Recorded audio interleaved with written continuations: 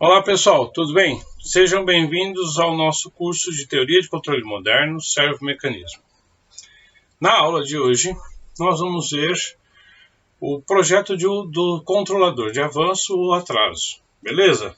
Bom, eu sou o professor Marcos Henrique e nós vamos basicamente observar a técnica para desenvolvimento desse controlador. O controlador de avanço e atraso, ele é composto da seguinte forma: uma função em que nós introduzimos um zero e um polo apenas. Então, o que nós precisamos compreender? É o comportamento dele e como fazer o seu respectivo projeto. O comportamento é relativamente simples. O controlador de avanço corresponde àquele controlador em que o polo é maior que o zero, ou seja, o coeficiente do polinômio do denominador é maior que o coeficiente do polinômio do numerador. Ainda o controlador de atraso de fase, o zero é maior que o polo. E aí é o inversamente simétrico, ou seja, o coeficiente do numerador é maior que o coeficiente do denominador. Beleza? Bom, basicamente, quando nós fazemos o projeto, a técnica é a mesma para o avanço ou atraso. E aí a concepção de avanço e atraso, a gente acaba utilizando a percepção na construção da função. Vejamos o comportamento. Então eu tenho uma função de transferência. Essa função f de s igual a 2 sobre s quadrado mais 3s mais 2. Ela tem o seu regime, ela tende à estabilidade, bonitinha, beleza. Quando nós inserimos um zero nele, isso significa dizer um aumento da estabilidade. Ou seja, dê uma olhada nessa função. Observe a função f e a função g. A função g, ela tem a sua resposta adiantada, acelerada. Em contrapartida, o erro estacionário ele é elevado. Então, quando nós inserimos apenas um zero, este é o efeito que acontece. Bom, quando nós inserimos na mesma função um polo, acontece o efeito contrário, ou seja, ela tende a instabilidade, a redução da estabilidade. E o efeito em termos de resposta temporal também é exatamente o contrário, ou seja, observe a função f e a função g. A função g agora ela tem a sua resposta retardada, em contrapartida, o meu erro estacionário é reduzido. Beleza? Bom, a ideia é que o controlador de avanço e atraso insere tanto um polo quanto um zero. Então, vejamos esse comportamento. Eu tenho a função g, a função f é a nossa função original, 2 sobre s quadrado mais 3s mais 2, e eu inserir um polo e um zero, um avanço de fase. Isso, olha só, se é um avanço de fase, significa dizer o quê? Que o módulo do coeficiente do denominador, ou seja, o polo, é maior que o módulo do zero, tá? Observe o comportamento da função f e g. A função f é a minha função original e a função g é a minha função já compensada. Notem que minha resposta foi acelerada, ou seja, o tempo de resposta é mais rápido. Em contrapartida, eu também tenho uma redução no meu erro estacionário. Esta é a intenção de construir um controlador de avanço de fase, então. Beleza? Bom, o análogo é a mesma coisa para o atraso de fase. Observe a função que eu inseri agora. Eu simplesmente inverti numerador e denominador. Observem o comportamento. Função f está em azul e função g está em vermelho. O que aconteceu com a minha resposta? a minha resposta agora ela foi retardada e meu erro estacionário foi também elevado. Beleza? Então, quer dizer, conforme a minha necessidade em relação à resposta, essa resposta, se ela é retardada ou acelerada, ela impacta o meu erro estacionário. Beleza? Bom, a partir daí, então, vamos pensar na técnica para a construção do projeto. Então, nós pensamos o seguinte: eu tenho uma função que eu preciso que tenha determinado comportamento. Se eu preciso que tenha determinado comportamento, de onde vem o comportamento necessário? O comportamento necessário vem de uma função chamada função ideal. Essa função ideal é, na verdade, a minha necessidade de projeto. Então, quais são as respostas que eu quero obter a partir da minha necessidade de projeto? E aí eu escrevo uma função ideal. Essa função ideal, ela é obtida a partir de onde? Lá daqueles parâmetros que envolvem fator de amortecimento e frequência natural. Então eu construo a função ideal a partir daí. E aí, usando a função ideal e a função planta, nós fazemos o nosso projeto. Vejam a seguir. Vejamos a técnica então. Primeira coisa, nós construímos o esboço da função planta realimentada e a função ideal. A função planta, ela tem origem no projeto. Então eu tenho, por exemplo, um circuito elétrico e eu tenho a sua correspondente função. Beleza. Antes de construir, eu tenho que fazer a sua realimentação unitária. Então, basicamente, o que significa a realimentação unitária?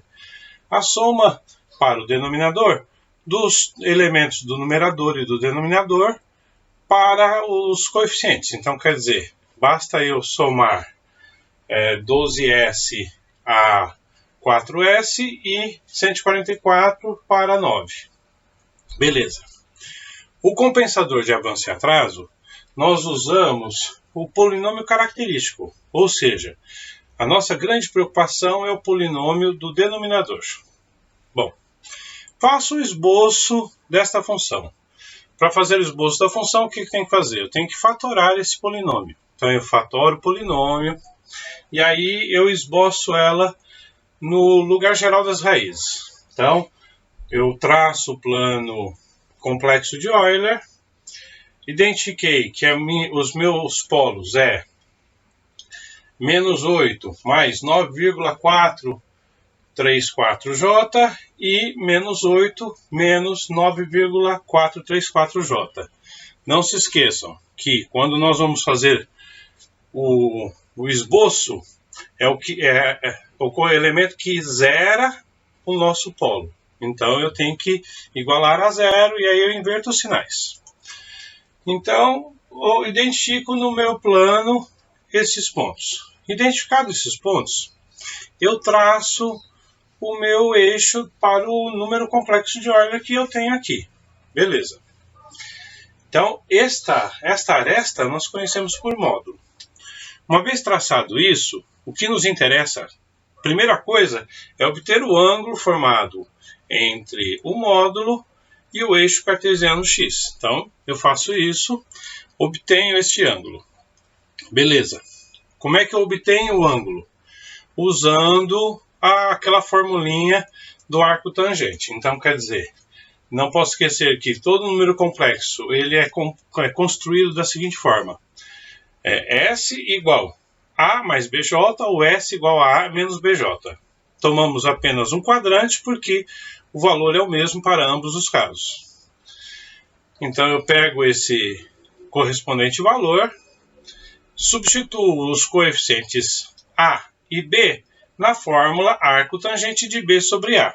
Então faço a substituição e faço o respectivo cálculo.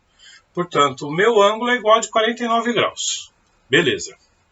Já sei que o ângulo, então, para a minha função planta realimentada é igual a 49 graus. Faço a mesma coisa agora para a função ideal. Pego a função ideal, lembrando que a função ideal vem da minha necessidade de projeto, ou seja, para onde eu quero, qual o comportamento que eu quero. Então, a partir do comportamento, fatoro, faço o esboço do lugar geral das raízes. Faço o esboço do lugar geral das raízes, obtenho o meu ângulo θ2, seguindo o mesmo princípio, ou seja, verifico o valor de θ usando o arco tangente de B sobre A. Substituo o valor de B, substituo o valor de A e calculo, o meu resultado será 69 graus. Beleza. Reservo essas duas informações. Então, θ1, 49 graus, θ2, 69 graus. Beleza. Agora, o que eu faço? Eu verifico o meu ângulo de defasagem. O ângulo de defasagem corresponde à aplicação dessa fórmula. Φ igual a 180 menos θ1 menos θ2 sobre 2. Alguns livros trazem Φ igual a 180 menos a soma dos ângulos dividido por 2. Beleza. Lembrando que θ1 igual a 49 graus, θ2 igual a 69 graus.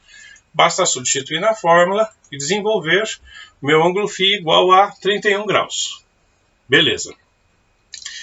Fiz esse desenvolvimento, então já tenho todos os elementos necessários para fazer o nosso projeto. Pego a minha função ideal, lembrando, alguns alunos se confundem e acabam voltando para a função planta realimentada. É a função ideal, por isso mesmo que eu geralmente pego primeiro o ângulo da função planta, depois o ângulo da função ideal.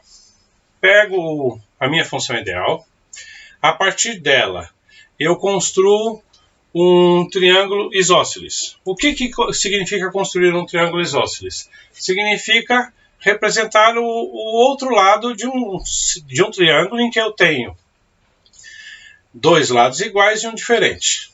Beleza? Bom, se os dois lados são iguais, significa dizer que os dois ângulos são iguais, então quer dizer, θ2, θ2, eu tenho os dois ângulos iguais.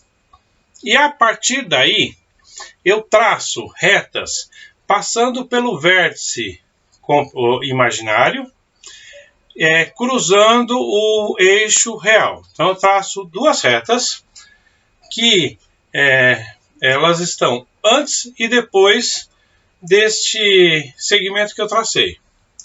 Com o eixo, com o ângulo Φ. Então, quer dizer, minha defasagem ficará relativa a este vértice, antes e depois. Beleza. Feito isso, agora eu vou para as leis de senos para identificar. Eu tenho dois triângulos, então eu tenho um triângulo antes do eixo e um triângulo depois do eixo. Beleza. Lembrando que esses dois segmentos são o mesmo. Então, eu só não posso esquecer disso porque eu preciso dessas medidas.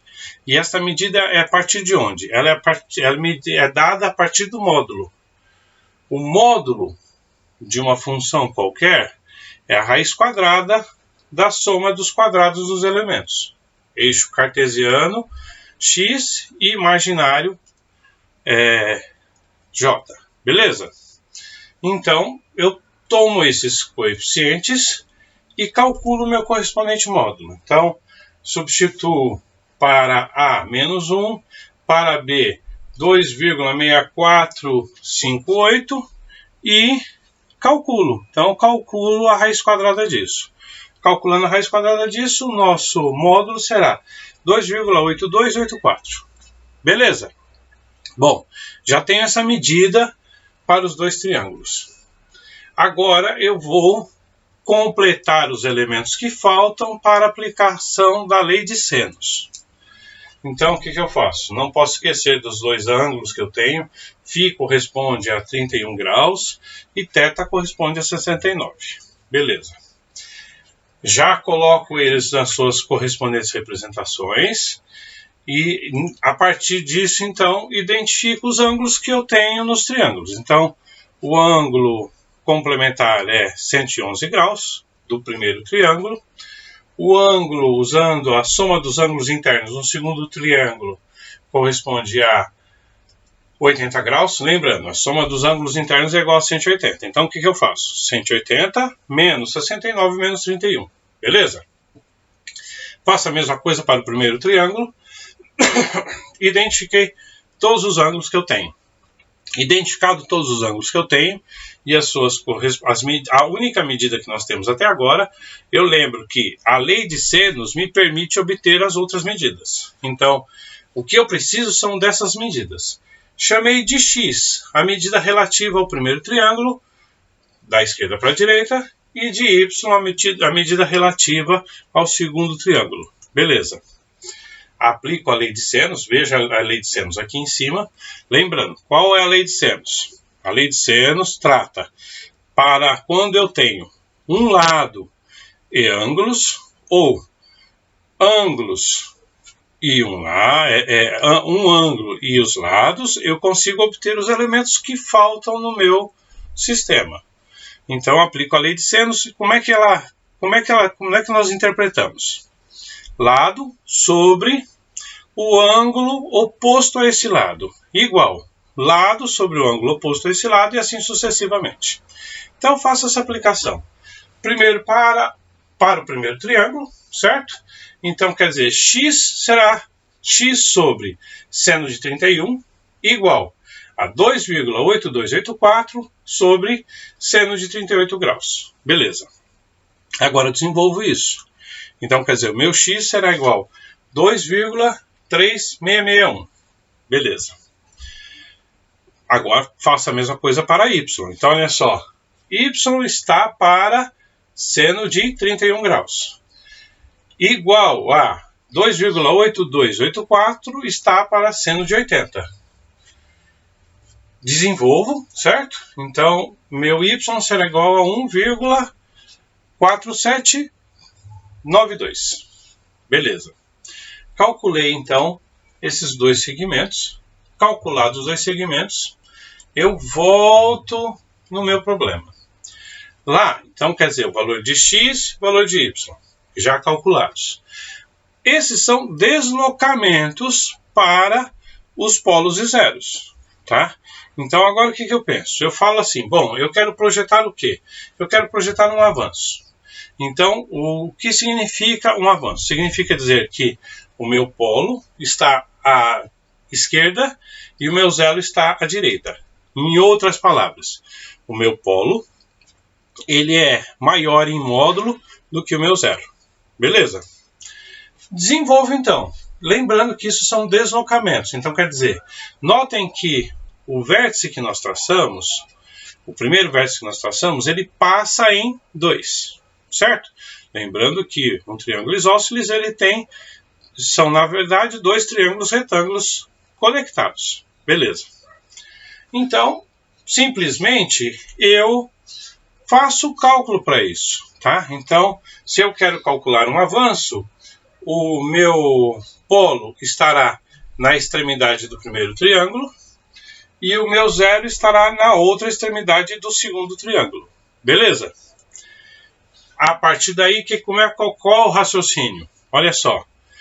Eu quero obter a localização para o meu polo relativo ao eixo x. Então, eu vou escrever meu polo igual a menos 2 menos o coeficiente que nós calculamos, 2,3661. E aí eu desenvolvo isso. Então, meu polo será igual a menos 4,3661. Beleza? Bom, faço a mesma coisa agora para o meu zero. Então, meu zero será igual a menos 2 mais, porque olha só, eu estou no sentido da reta, então por isso ele é positivo, 1,4792.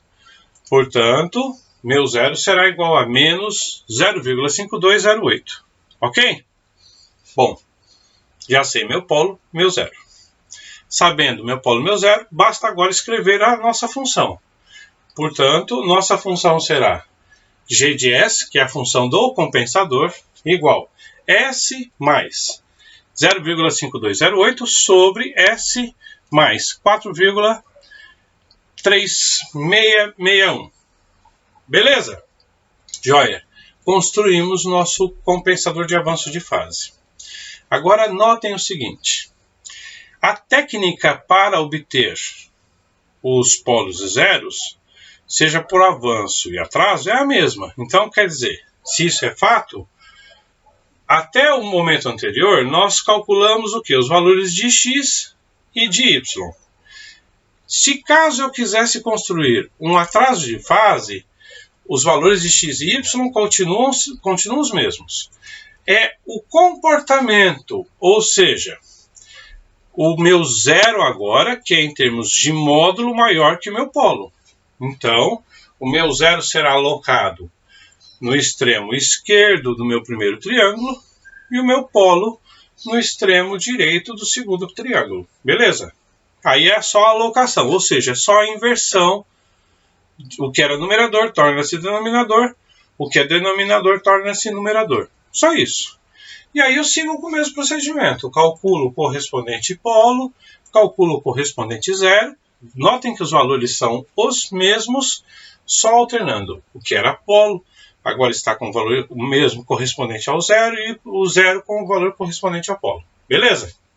E a nossa função será S igual, ou perdão, G de S igual a S mais 4,3661 sobre S mais 0,5208. Ok? Pronto.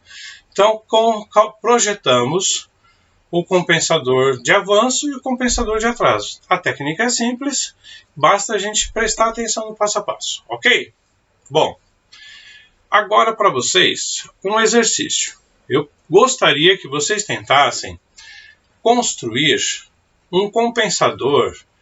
No caso, eu estou pedindo para um compensador de atraso. Um compensador de atraso de fase para esta função planta. Então, a minha função S mais 2 sobre S quadrado mais 2S mais 3. E agora eu estou dando os parâmetros da função ideal. Lembrando, o que é a função ideal? A função ideal é aquela para onde eu quero que o meu sistema converja. Então, olha lá, eu tenho uma ultrapassagem percentual de 12,5% e um tempo de acomodação de 5 segundos. Então, na verdade, eu quero que o meu sistema, ele, no final, tenha esse comportamento. Tá? Como é que eu calculo a ultrapassagem, o fator de amortecimento e a frequência natural para obter a minha função ideal a partir dos parâmetros? Deem uma olhada nas aulas anteriores, eu vou colocar aqui em cima um card para vocês, da aula que trata sobre os parâmetros de controle, mas uma função, ela tem esse comportamento, ômega_n² sobre s² mais 2 vezes zeta ômega_n², ômega_ns, perdão, mais ômega_n². Beleza. Eu, para obter esta função, eu preciso, a partir dos elementos do meu comportamento, obter o ômega_n, eu utilizo o meu tempo de acomodação, e para obter o meu zeta, eu preciso obter a partir da ultrapassagem percentual. Então, eu aplico esta fórmula. Então, aplico esta fórmula para obter zeta.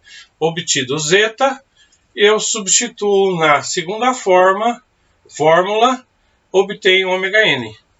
Beleza? Então, tentem fazer. Na próxima aula eu vou desenvolver isso com vocês, ou seja, vou pegar esses parâmetros, desenvolverei este exercício, obteremos a função ideal.